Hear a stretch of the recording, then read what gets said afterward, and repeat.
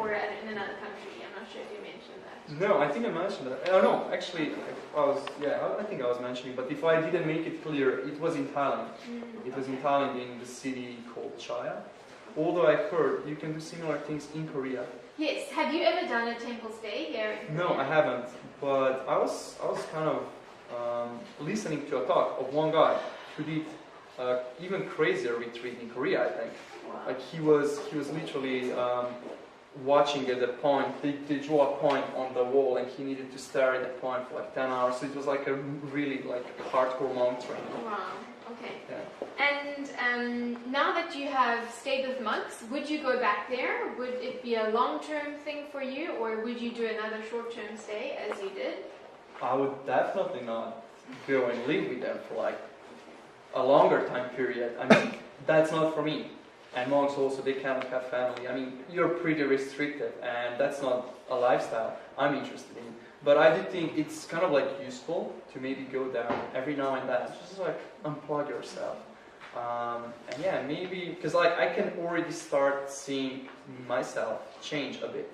So, like the way of thinking when I came back was totally non-materialistic. And right now, I'm kind of like getting back, I think, to where I was because of all those things. So I think like every 2 years maybe, should go there.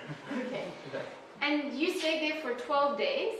Before you went on your retreat to this monastery, did you have any preconceived ideas as to what it would be like? So I was talking with this guy from Norway, and he told me it was a life-changing experience for him, and that he stayed there. He told me where it is. He told me they were meditating for almost the whole day, because I was asking him, so what were you doing there? He told me he was meditating most of the time, but he didn't tell me then about the wooden pillow, about cold shower. He didn't tell me about snakes, scorpions, centipedes, like all those crazy things. And yeah, I kind of like freaked out a bit when I came there. So I knew some stuff, but I wasn't like totally aware of what am I going into. Okay, so now that you've had this experience, what would you tell someone? Would you recommend for them to do something like this or not? I would recommend them to do it, but I would warn them that it's pretty hardcore, and maybe I would advise them to consider some other option, because there are Vipassana meditation retreats are kind of similar to that, except you get a normal bed. I think you eat 3 times a day, so it's a bit less hardcore, and usually, yeah, it's not in the middle of the jungle, so you get rid of all those animals as well. Okay, and you talked about self-awareness and how you could talk about that for a longer period of time. Yeah.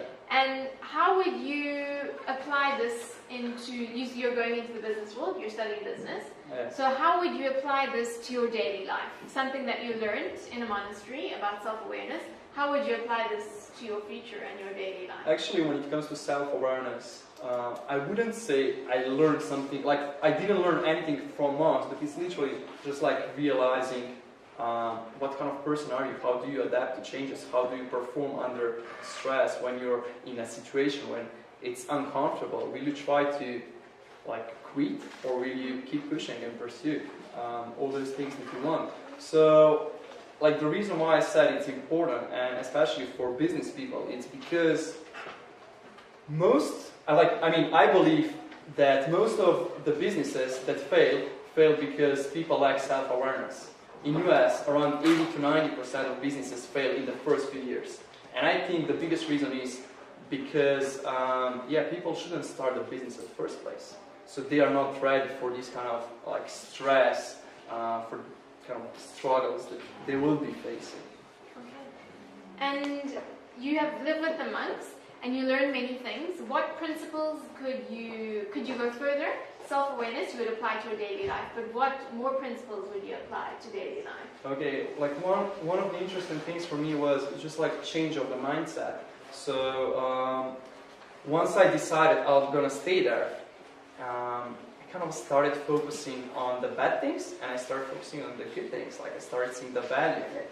I was kind of like, I was saying to myself, okay, so it's just like, think about it, there's not a lot of people who done that. I didn't know anyone before who did that, except this guy that I met. So I was like, okay, so it's a great experience. I mean, not a lot of people get this chance, so I should be grateful for it. Just like simple mindset shift. And then I started doing, after the monastery, I started doing something that's kind of like really useful, and it's part of my daily routine right now.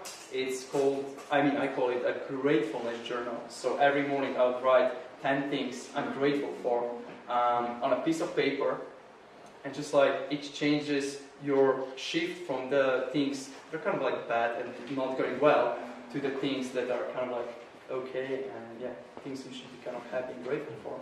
Okay, and so you said you learned a lot about your strengths and weaknesses while staying with these monks. Yeah. Would you say that you really truly know yourself in comparison to, say, me? Maybe I have not done this before.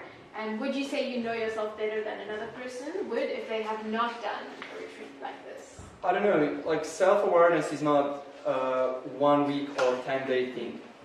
Simply, when I came back, you can do a lot of things. You can do, like, the first thing you can do when you come home, you can do a personality type test. Like, that's number one thing I advise people to do. It's free online, just like simply knowing, are you an introvert, are you an extrovert? I mean, you can even know that by observing your behavior, but that's one thing. And then taking all kinds of tests. I was doing that when I came back. So doing all kinds of tests, and then just like being more aware of the things I'm doing and observing myself and asking questions. So why am I doing that?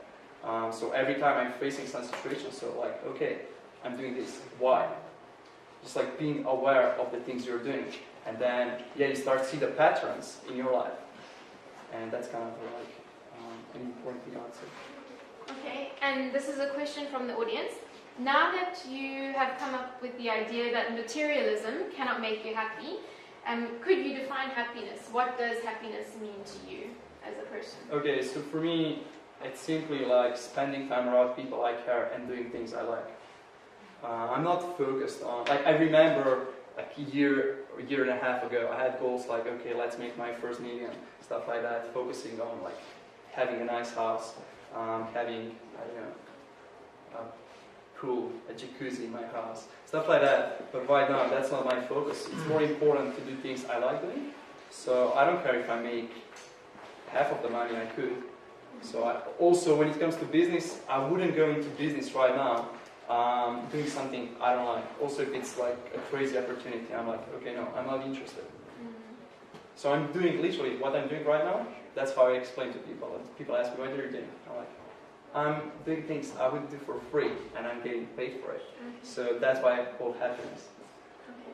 And just a few things about the culture. You said you're from Slovenia. Slovenia, yeah.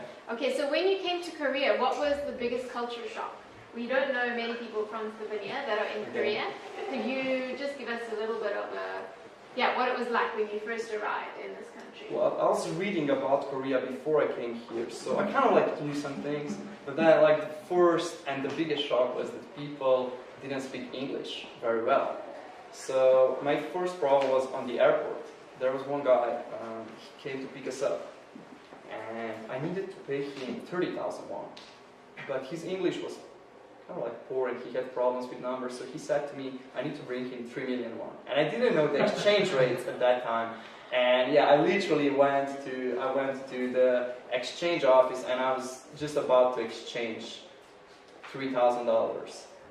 When I realized that's a lot of money.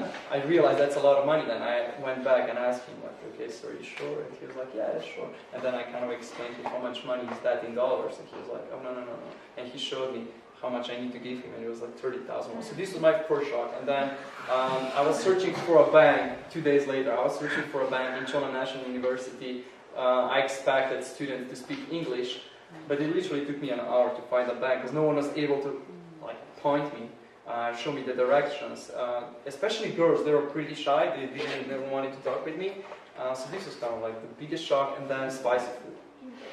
I'm still not good when it comes to spicy food. But yeah, one of the first words I learned in Korea was how to say less spicy. So that was pretty useful. Okay, and we only have time for one more question. Today's talk was really great, and there were many questions. So if your question was not answered, our speaker Jure will be here after the talk, and you can come up to speak to him. please feel free to approach him and ask him directly. So the last one, you said you're a student here in Korea now. What does the future hold for you? Are you on vacation now? Do you have plans to travel, study more, go into business? I'm leaving Korea in 2 days. Wow. So I'm going back to Europe for the summer. A little bit vacations. Yeah, I'm going to Slovenia just for 1 week. Then I'm going on vacations. And in August I'm coming back to Seoul, and I'm gonna study at Yonsei University for half a year, and then I'm going to Taiwan, where I'm gonna finish my studies. But otherwise, I also opened a business recently with 2 of my friends in UK. So that's one thing I'm kind of like focusing on, and I have my own webpage when I'm offering consulting. So yeah, I mean, doing many things, and I want to see myself in like 5 years. I see myself as a speaker. Okay. Wow. Coaching. So that's all the time we have for today's question and answer portion of the talk. Let's give Jure another round of applause.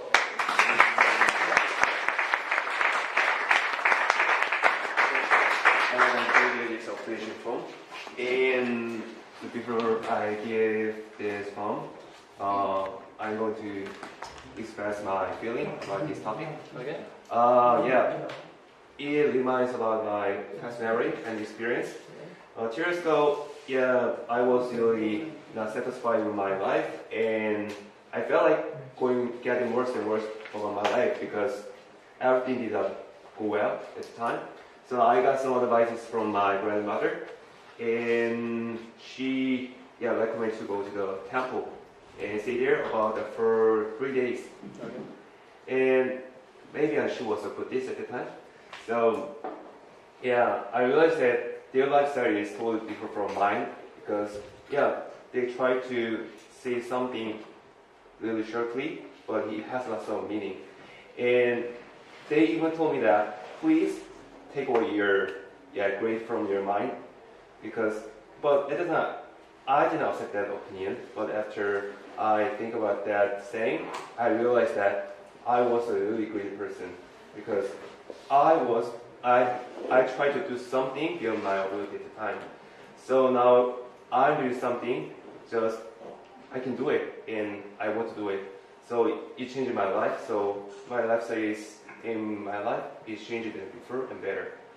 So I really appreciate about your speech today, and I want to give you this format, bottle as a gift.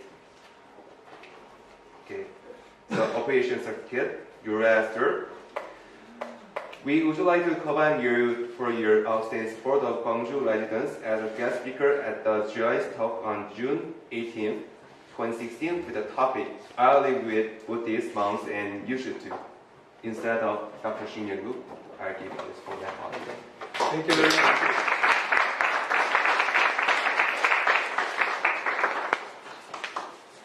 Okay, thank you. And before we dismiss today, I would like to make some short announcement. First, the next GIC Talk is entitled the 2016 presidential election in the US by Chris Whitco. Coming here his thought about how the election is going. We look forward to seeing you next week. Second, the GIC Book Club will meet today from 4 to 6 p.m. on the second floor. The group welcomes everyone. Third, if you did not use your question paper, please send it to the welcome table behind you. Thank you for helping save paper. The final announcement is that we would like you to come forward to take a picture with our speaker. Okay, thank you again for coming to today's GIC Talk. I hope you enjoy your long all of time. Enjoy the rest of your evening, and we look forward to seeing you for the next GIC Talk. Thank you.